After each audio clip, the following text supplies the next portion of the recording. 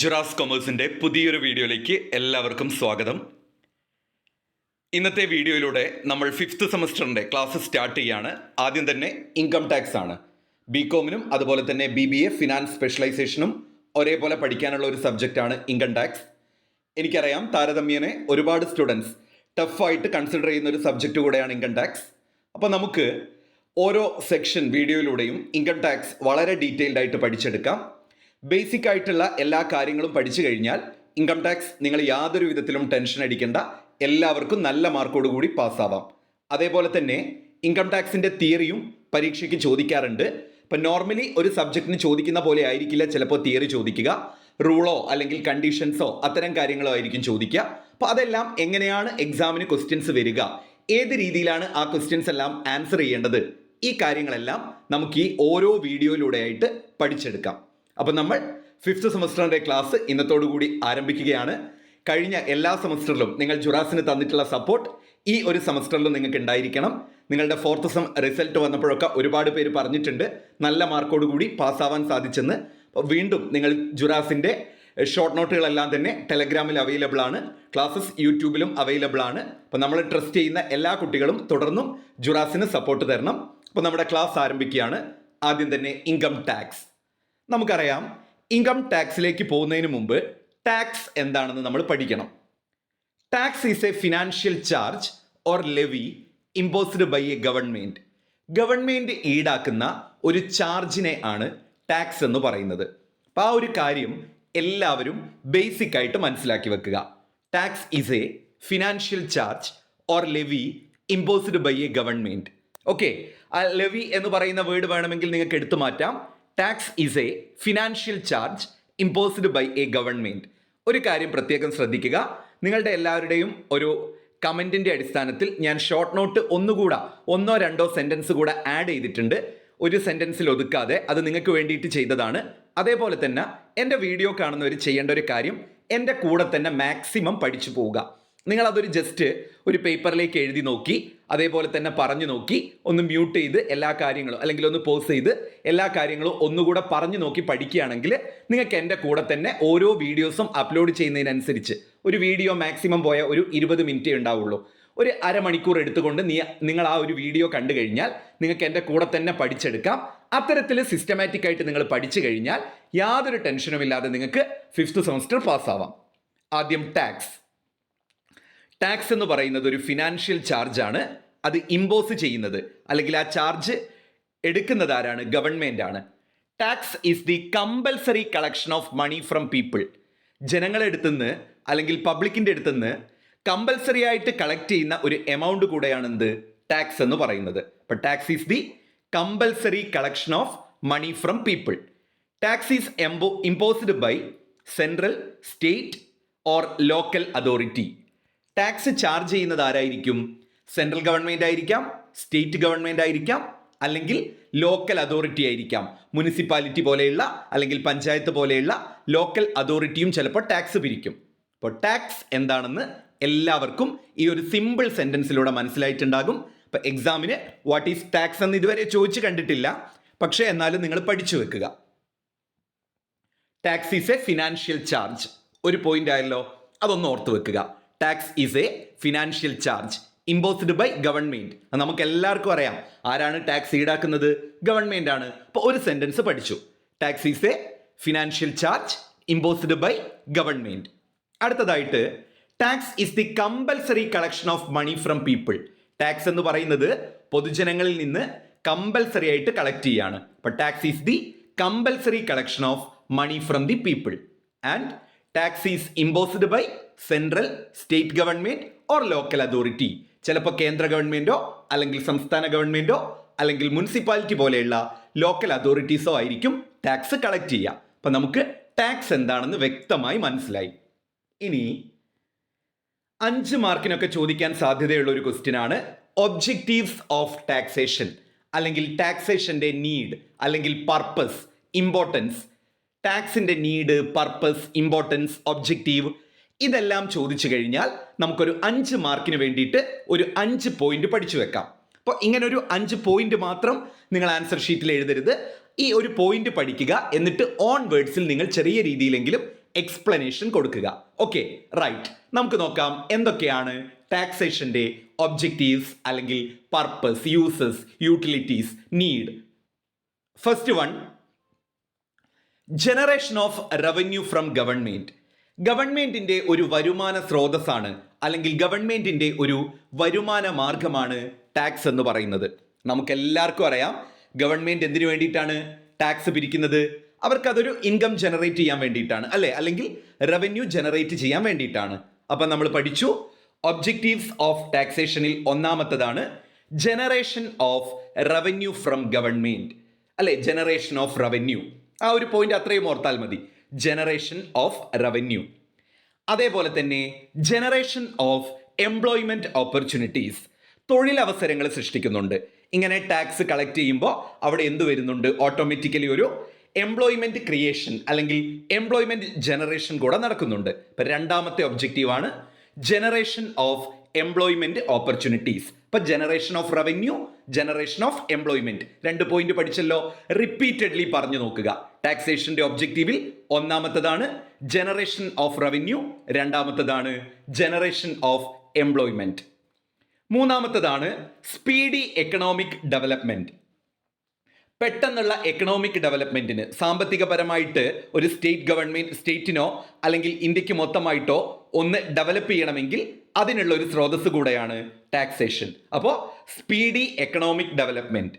അതുപോലെ encourage saving habit of people, ആളുകളുടെ സമ്പാദ്യശീലം വളർത്തിയെടുക്കുക അല്ലെങ്കിൽ അതിനെ എൻകറേജ് ചെയ്യുക എന്നതും ടാക്സേഷന്റെ ഒബ്ജക്റ്റീവാണ്. സ്പീഡി എക്കണോമിക് ഡെവലപ്മെന്റിനും അതുപോലെ encourage saving habit of people.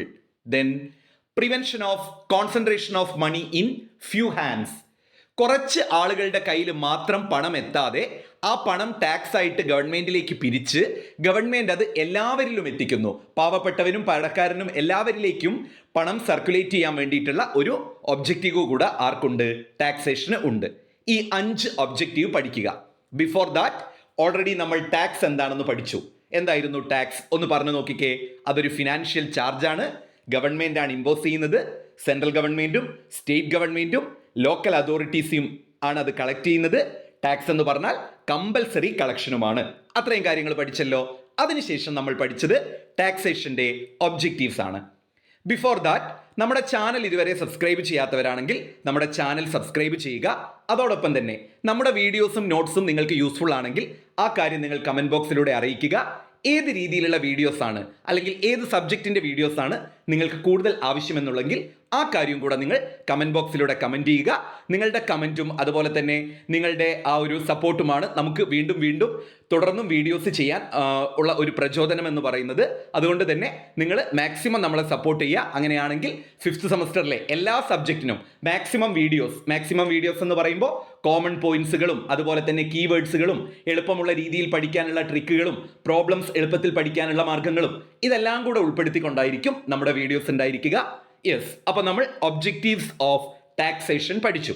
Generation of revenue, generation of employment, അതുപോലെ തന്നെ economic development, encourage saving habit, prevention of concentration of money in few hands.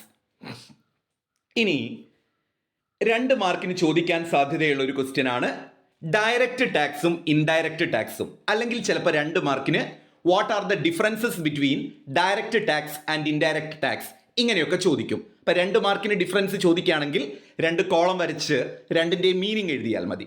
അപ്പം നമുക്കിത് രണ്ടും പഠിച്ചെടുക്കാം. It's very simple. Direct tax.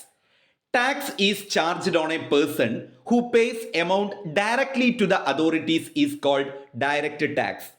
Tax അതോറിറ്റീസിന് direct ആയിട്ടാണ് ഒരു വ്യക്തി ടാക്സ് അടയ്ക്കുന്നത് എങ്കിൽ അതിനെയാണ് ഡയറക്റ്റ് ടാക്സ് എന്ന് പറയുന്നത്. ഇപ്പൊ മലയാളത്തിൽ ആ കോൺസെപ്റ്റ് മനസ്സിലാക്കിയാൽ മതി. A person pay tax directly to the tax authority. A person who pays tax directly to the tax authority. ഒരു വ്യക്തി ഡയറക്റ്റ് ആയിട്ട് ടാക്സ് അതോറിറ്റിക്ക് ടാക്സ് പേ ചെയ്യുകയാണെങ്കിൽ അതിനെയാണ് ഡയറക്റ്റ് ടാക്സ് എന്ന് പറയുന്നത്. There is no intermediary between government and tax payer. Direct tax ആവുമ്പോൾ അവിടെ എന്തുണ്ടാവില്ല? ടാക്സ് അടയ്ക്കുന്ന വ്യക്തിയും ഗവൺമെന്റും തമ്മിലൊരു ഇടനിലക്കാരൻ ഉണ്ടാവില്ല, ഒരു ഇന്റർമീഡിയറി ഉണ്ടാവില്ല. There is no intermediary between government and tax payer. എന്നിട്ട് നിങ്ങൾക്ക് എഴുതാം. ഒരു എക്സാമ്പിൾ ഒക്കെ വെച്ച് ആൻസർ എഴുതുമ്പോൾ കൂടുതൽ മാർക്ക് കിട്ടാനുള്ള സാധ്യതയുണ്ട്. ഡയറക്റ്റ് ടാക്സിന്റെ എക്സാമ്പിൾ ആണ് ഇൻകം ടാക്സ്. ഇൻകം ടാക്സ് എന്ന് പറഞ്ഞാൽ അതൊരു ഡയറക്റ്റ് ടാക്സ് ആണ്. ടാക്സ് പെയറും അതുപോലെ തന്നെ ഗവൺമെന്റിനും ഇടയിൽ ഒരു ഇടനിലക്കാരൻ ഉണ്ടാവില്ല. അപ്പൊ നമ്മൾ ഡയറക്റ്റ് ടാക്സ് പഠിച്ചെടുത്തു. ഡയറക്റ്റ് ടാക്സ് എന്ന് പറഞ്ഞാൽ a person who pay tax directly to the tax authority. There is no intermediary between tax payer and government. ഗവൺമെന്റിന്റെയും ടാക്സ് പെയറുടെയും ഇടയിൽ ഒരു ഇടനിലക്കാരൻ ഉണ്ടാവില്ല. അതിന്റെ എക്സാമ്പിൾ ആണ് ഇൻകം ടാക്സ്. അടുത്തതാണ് indirect tax. Tax is charged on product or services is called indirect tax. പ്രോഡക്റ്റിന്റെയോ സർവീസസിന്റെയോ മുകളിൽ ടാക്സ് ചാർജ് ചെയ്യുന്നതിനെയാണ് ഇൻഡയറക്റ്റ് ടാക്സ് എന്ന് പറയുന്നത്. അപ്പൊ ഡയറക്റ്റ് ടാക്സ് എന്ന് പറഞ്ഞാൽ ഒരു വ്യക്തി ഡയറക്റ്റ് ആയിട്ട് ഗവൺമെന്റിലേക്ക് അടയ്ക്കുന്ന ടാക്സിന് നമ്മൾ ഡയറക്റ്റ് ടാക്സ് എന്ന് പറയുന്നത്. എന്നാൽ ഇൻഡയറക്റ്റ് ടാക്സ് നമ്മൾ കൊടുക്കുന്നത് ഗുഡ്സ് ഓർ സർവീസസിന്റെ മുകളിലാണ്. Tax is charged on product or services is called indirect tax and it is paid through intermediaries. നമ്മൾ ഡയറക്റ്റ് ടാക്സിൽ പഠിച്ചു ടാക്സ് പെയറും ഗവൺമെന്റും തമ്മിൽ ഒരു ഇന്റർമീഡിയറി ഇല്ല എന്ന്. എന്നാൽ ഇൻഡയറക്റ്റ് ടാക്സ് പേ ചെയ്യുന്നത് ഇന്റർമീഡിയറി ത്രൂ ആണ്. ഇന്റർമീഡിയറീസ് ആരായിരിക്കും? ട്രേഡേഴ്സ്, മാനുഫാക്ചേഴ്സ്, ഇങ്ങനെയുള്ള ഇന്റർമീഡിയറീസ് ത്രൂ ടാക്സ് പെയ്ഡ് ചെയ്യുന്നതിനെയാണ് ഇൻഡയറക്റ്റ് ടാക്സ് എന്ന് പറയുന്നത്. ഇൻഡയറക്റ്റ് ടാക്സിന്റെ എക്സാമ്പിൾ ആണ് GST. ഇപ്പോൾ നമ്മളെല്ലാവരും ഡയറക്റ്റ് ടാക്സും ഇൻഡയറക്റ്റ് ടാക്സും പഠിച്ചു അല്ലേ? പഠിച്ചെടുത്തു. ഇനി ഇതിന്റെ ഡിഫറൻസ് പരീക്ഷയ്ക്ക് ചോദിച്ചോട്ടെ? ഒരു കുഴപ്പമില്ല, നമുക്ക് എഴുതാൻ പറ്റും. നമുക്ക് എന്തൊക്കെ പോയിന്റ്സ് എഴുതാം? Direct tax paid directly, indirect tax paid indirectly. Direct tax there is no intermediary between tax payer and tax authority.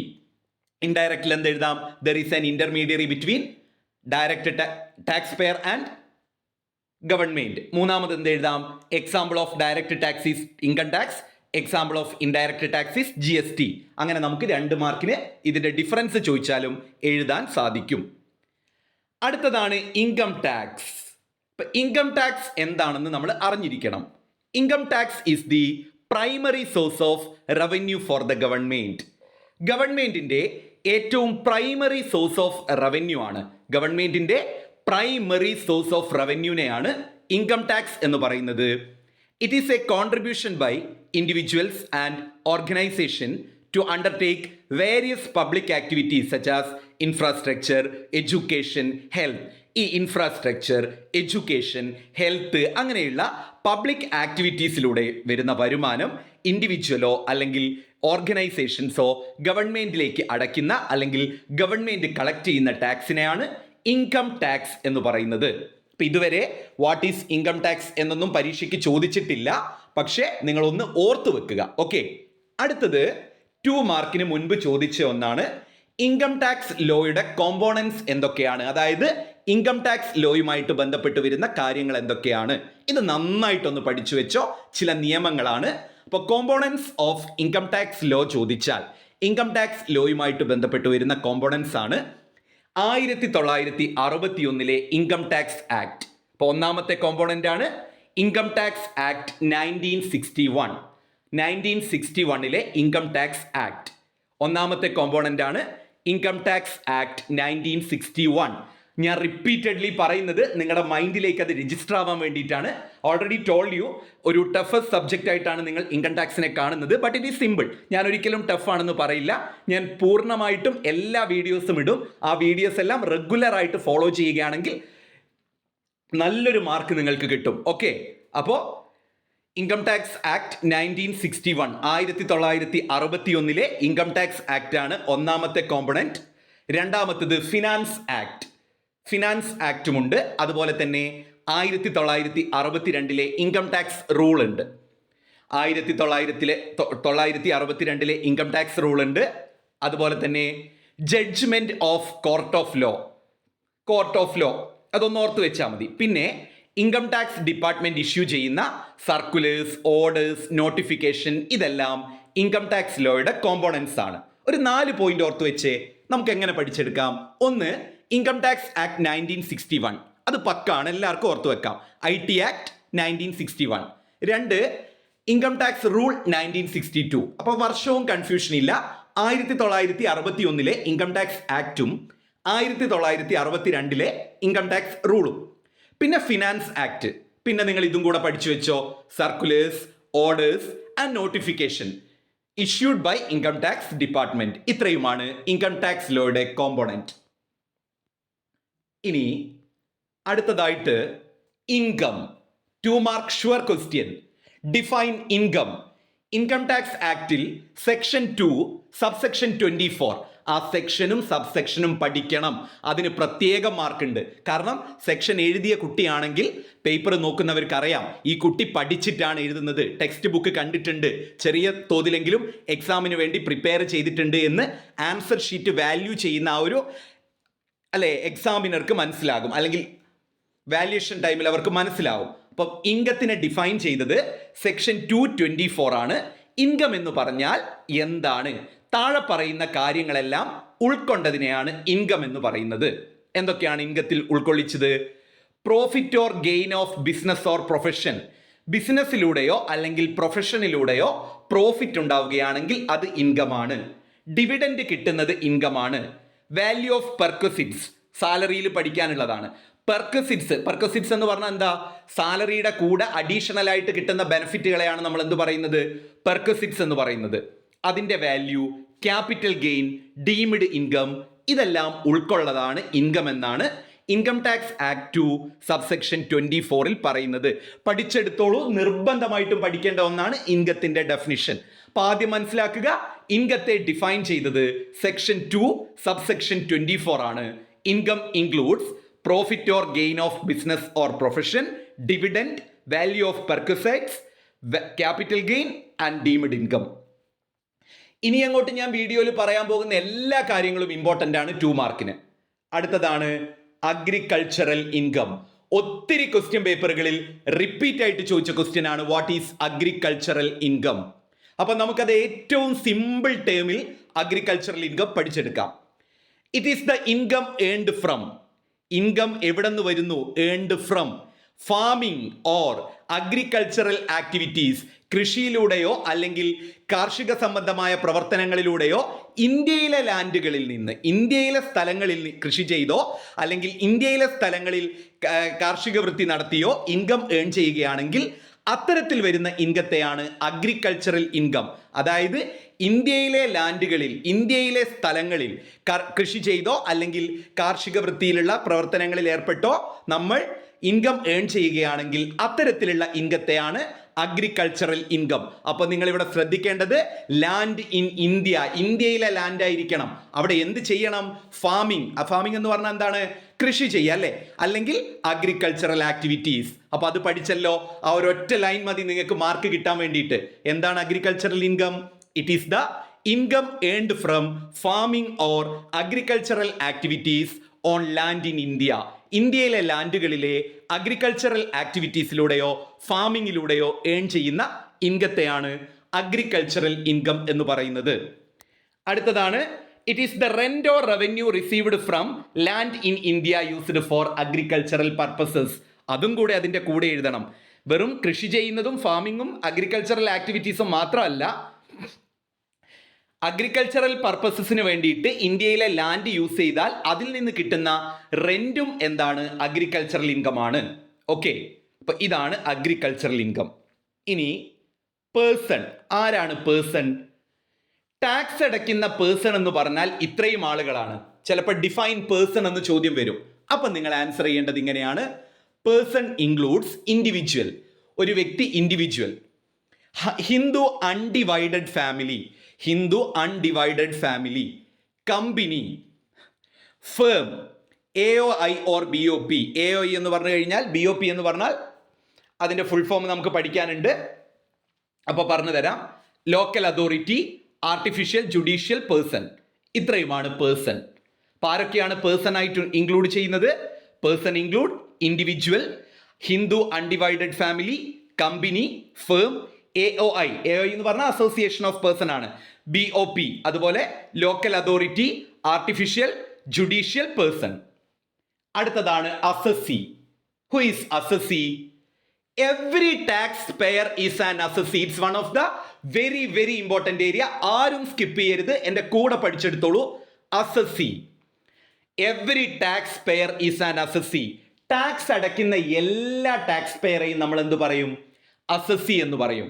Tax അടയ്ക്കുന്ന എല്ലാ വ്യക്തികളെയും നമ്മൾ എന്താണ് പറയുക? അസസി എന്നാണ് പറയുക. അപ്പോൾ every tax pair is an assessee. Tax അടയ്ക്കുന്ന എല്ലാവരും അസസി ആണ്. A person who is liable to pay tax, ഒരു വ്യക്തി ടാക്സ് അടയ്ക്കാൻ ബാധ്യസ്ഥനാണെങ്കിൽ ഹി ഈസ് കോൾഡ് അസസി. ആ ടാക്സ് അടയ്ക്കാൻ ലേബിൾ ആയിട്ടുള്ള അല്ലെങ്കിൽ ബാധ്യസ്ഥനായിട്ടുള്ള വ്യക്തിയെ നമ്മൾ എന്ത് പറയുന്നു? അസസി എന്ന് പറയുന്നു. Every tax pair is an assessee. Tax അടയ്ക്കുന്ന എല്ലാ വ്യക്തിയും എന്താണ്? അസസിയാണ്. A person who is liable to pay tax is called assessee. ആരാണോ ടാക്സ് അടയ്ക്കാൻ ലേബിളായ വ്യക്തി അദ്ദേഹത്തെ അസസി എന്ന് പറയുന്നു. അടുത്തതാണ് deemed assessee. A person who is liable to pay tax in respect of income of another one is called deemed assessee. മറ്റൊരു വ്യക്തിയുടെ ഇൻകത്തിന്റെ മുകളിൽ ടാക്സ് അടയ്ക്കാൻ ബാധ്യസ്ഥനായ ആളുകൾ ഉണ്ടാകും. ഒരു ഉദാഹരണം പറഞ്ഞു തരാം. ഒരു മൈനർ ചൈൽഡ്, 18 വയസ്സ് പൂർത്തിയാകാത്ത ഒരു കുട്ടി, അയാൾ ഏതെങ്കിലും രീതിയിൽ, ഒരു ഉദാഹരണത്തിന് 16 വയസ്സുള്ള കുട്ടി ഒരു റിയാലിറ്റി ഷോയിൽ പങ്കെടുത്ത് അതിൻ്റെ ടൈറ്റിൽ വിന്നറായി. അവൻ ആ റിയാലിറ്റി ഷോയിൽ നിന്ന് 50 ലക്ഷം രൂപ കിട്ടി. അപ്പോൾ ആ കുട്ടി എന്ത് ചെയ്യണം? ടാക്സ് അടയ്ക്കണം അതിന്. പക്ഷേ ആ കുട്ടിയുടെ ഗാർഡിയൻ ആയിരിക്കും ചിലപ്പോൾ എന്ത് ചെയ്യുക? അതിൻ്റെ ടാക്സ് അടയ്ക്കേണ്ടി വരിക. കാരണം ആ കുട്ടി എന്താണ്? മൈനറാണ്. അപ്പോൾ അത്തരത്തിൽ ചില സാഹചര്യങ്ങളിൽ മറ്റൊരു വ്യക്തിയുടെ ഇൻകത്തിൻ്റെ മുകളിൽ ടാക്സ് അടയ്ക്കേണ്ടി വരും. അത്തരം കേസിനെയാണ് ഡീംഡ് അസസി എന്ന് പറയുന്നത്. ഇപ്പൊ ഡീംഡ് അസസി എന്ന് പറഞ്ഞാൽ a person who is liable to pay tax in respect of the income of another one is called deemed assessee. ഇതും എക്സാമിന് ചോദിക്കും. മറ്റൊരു വ്യക്തിയുടെ, അനദർ പേഴ്സന്റെ ഇൻകത്തിന്റെ മുകളിൽ ടാക്സ് അടയ്ക്കാൻ ലേബിൾ ആയവരെയാണ് ഡീംഡ് അസസി എന്ന് പറയുന്നത്. അടുത്തതാണ് representative assessee. A person who is liable to pay tax in respect of income of third party is called deemed assessee. അപ്പോൾ നമ്മൾ ഡീംഡ് അസസി എന്ന് പറഞ്ഞു കഴിഞ്ഞാൽ എന്തായിരുന്നു? അനദർ പേഴ്സന്റെ ഇൻകത്തിന്റെ മുകളിൽ അടയ്ക്കുന്നു. റെപ്രസെന്റേറ്റീവ് അസസി എന്ന് പറഞ്ഞു കഴിഞ്ഞാൽ ഒരു തേർഡ് പാർട്ടിയുടെ ഇൻകത്തിന്റെ മുകളിൽ ടാക്സ് അടയ്ക്കുന്ന അല്ലെങ്കിൽ ടാക്സ് അടയ്ക്കാൻ ലേബിളായ വ്യക്തിയെയാണ് റെപ്രസെന്റേറ്റീവ് അസസി എന്ന് പറയുന്നത്. അപ്പൊ അത് നന്നായിട്ടൊന്ന് പഠിച്ചു വെക്കുക. A person who is liable to pay tax in respect of the income of third party is called deemed assessee. അടുത്തതാണ് differences between assessee and deemed assessee. അസസിയും ഡീംഡ് അസസിയും തമ്മിലുള്ള ഡിഫറൻസ് നമുക്കറിയാം. അസസി എന്ന് പറഞ്ഞാൽ ആക്ച്വൽ ടാക്സ് പെയർ ആണ്. ഇപ്പം എൻ്റെ ഇൻകത്തിൻ്റെ മുകളിൽ ഞാൻ ടാക്സ് അടയ്ക്കുകയാണെങ്കിൽ എന്നെ അസസി എന്ന് പറയും. ഡീംഡ് അസസി എന്താ ചെയ്യുന്നത്? സ്വന്തം ഇൻകത്തിൻ്റെ മുകളിലല്ല ടാക്സ് അടയ്ക്കുന്നത്, മറ്റൊരാളുടെ ഇൻകത്തിൻ്റെ മുകളിലാണ് ടാക്സ് അടയ്ക്കുന്നത്. സോ അദ്ദേഹം ആരല്ല? ആക്ച്വൽ ടാക്സ് പെയർ അല്ല. ഇത് പ്രീവിയസ് ഇയറിൽ 2 മാർക്കിന് ചോദിച്ച ക്വസ്റ്റ്യൻ ആണ്. അതുകൊണ്ടാണ് 2 മാർക്കിന്റെ ഡിഫറൻസ് ചോദിച്ചാൽ 4 ഡിഫറൻസ് വേണം. 4 ഡിഫറൻസ് ഞാൻ ഇവിടെ കൊടുത്തിട്ടുണ്ട്. അപ്പോൾ അസസി ആക്ച്വൽ ടാക്സ് പെയർ ആണ്, deemed assessee not actual taxpayer. അതുപോലെ അസസി എന്ന് പറഞ്ഞാൽ person liable to pay tax. ആരാണോ ടാക്സ് അടയ്ക്കാൻ ബാധ്യസ്ഥനായ പേഴ്സൺ അദ്ദേഹത്തെയാണ് അസസി എന്ന് പറയുന്നത്. Person liable to pay tax is called assessee. എന്നാൽ ഡീംഡ് അസസി എന്ന് പറഞ്ഞാൽ person liable to pay tax on behalf of another. മറ്റൊരു വ്യക്തിക്ക് വേണ്ടിയിട്ട് ടാക്സ് അടയ്ക്കുന്നയാളാണ് deemed assessee. Assessee files tax return voluntarily. ഒരു അസസി എന്താ ചെയ്യുക? സ്വമേധയാ ടാക്സ് റിട്ടേൺ ഫയൽ ചെയ്യും. എന്നാൽ ഡീംഡ് അസസിയുടെ ടാക്സ് റിട്ടേൺ ഫയൽ ചെയ്യുക മറ്റൊരു വ്യക്തിയായിരിക്കും. അതുപോലെ assessee tax liability for own income. ഒരു അസസി അദ്ദേഹത്തിന്റെ സ്വന്തം ഇൻകത്തിന്റെ മുകളിലാണ് ടാക്സ് ലാബിലിറ്റി വരുന്നത്. ഡീംഡ് അസസി അതേഴ്സ് ഇൻകത്തിന്റെ മുകളിലാണ് ടാക്സ് ലാബിലിറ്റി വരുന്നത്. ഈ ഡിഫറൻസ് ടെക്സ്റ്റിലില്ല, നോട്ട് ചെയ്ത് പഠിച്ചോളൂ. അടുത്ത ടേം ആണ് assessee in default. Assessee in default. അപ്പൊ നമുക്ക് പഠിച്ചെടുക്കാം എന്താണ് assessee in default. Any person failed to fulfill the legal requirement related to income tax matters is called assessee in default. Default വരുത്തുക, അതായത് income ടാക്സുമായിട്ട് ബന്ധപ്പെട്ട ലീഗലായിട്ട് വരുന്ന കാര്യങ്ങൾ ഫുൾഫിൽ ചെയ്യാതെ, അതായത് ടാക്സ് റിട്ടേൺ ഒന്നും ഫയൽ ചെയ്യാതെ വെക്കുകയാണെങ്കിൽ അദ്ദേഹത്തെയാണ് അസസി ഇൻ ഡിഫോൾട്ട് എന്ന് പറയുന്നത്. ഇപ്പൊ ഇങ്ങനെ പഠിച്ചു വെക്കണം.